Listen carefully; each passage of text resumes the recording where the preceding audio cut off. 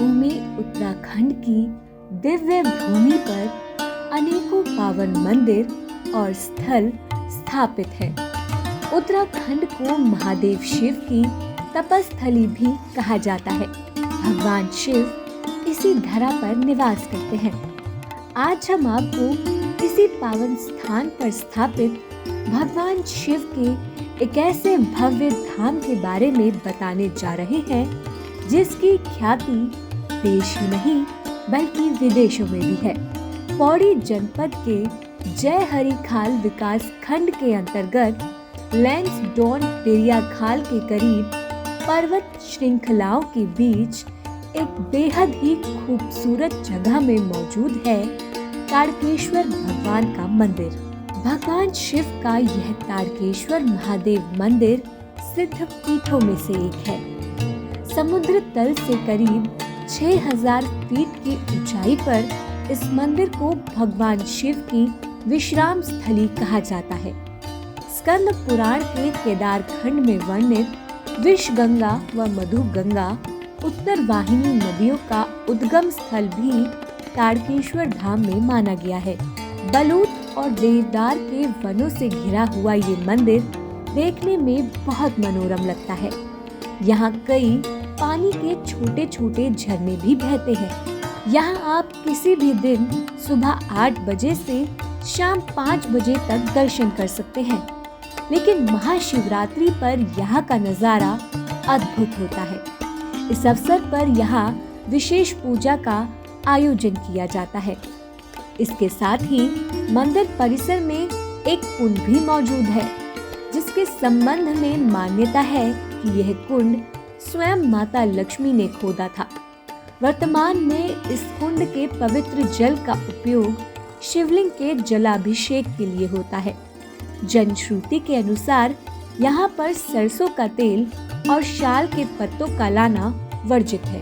माना जाता है कि इस मंदिर में मांगी गई हर मन्नत भगवान पूरी करते हैं।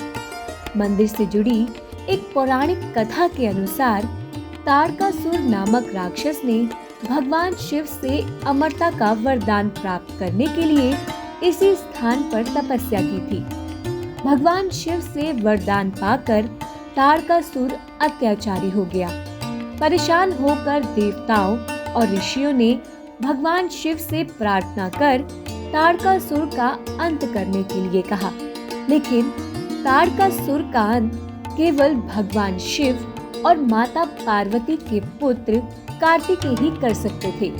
भगवान शिव के आदेश पर कार्तिकेय ताड़कासुर से युद्ध करने पहुँचे।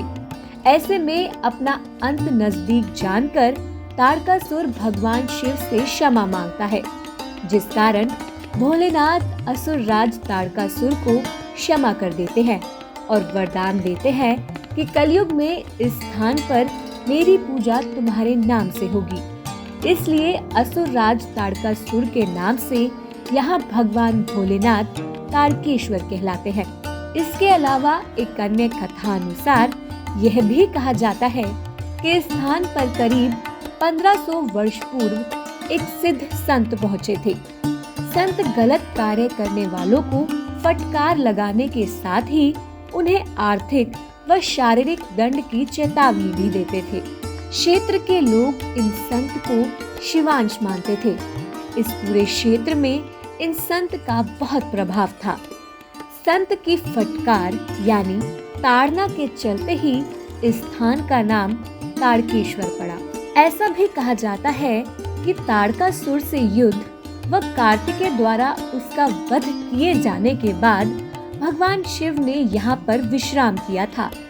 विश्राम के दौरान भगवान शिव पर सूर्य की तेज किरणें पड़ रही थी।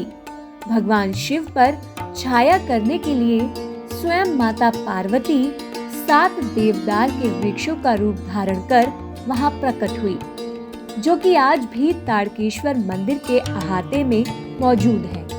इसलिए आज भी मंदिर के पास स्थित 7 देवदार के वृक्षों को देवी पार्वती का स्वरूप मानकर पूजा जाता है।